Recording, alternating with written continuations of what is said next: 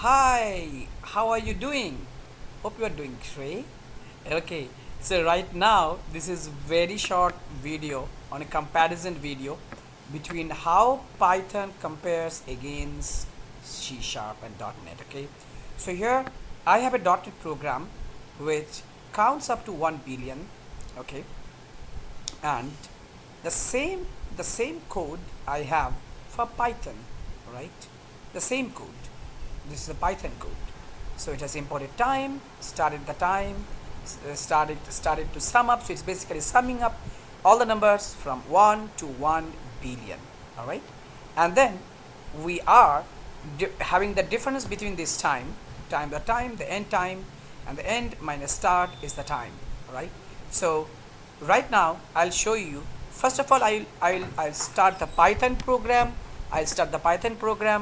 And then I will be starting the C# program one after another. So good luck. Let's start the Python program first. So how do I start it? This is my Python program.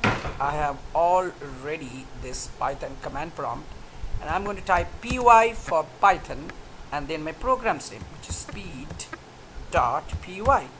and hit enter. It's taking a lot of time, right? It's a lot of time to calculate up to 1 billion.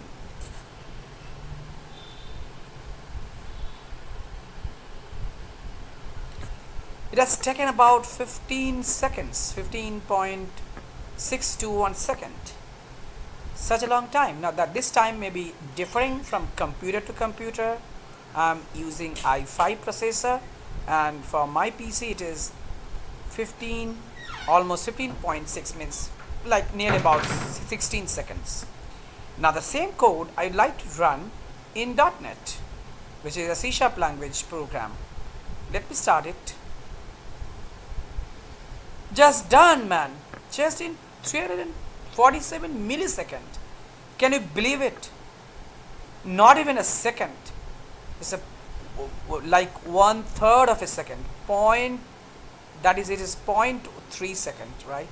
And compare against such a long time in Python.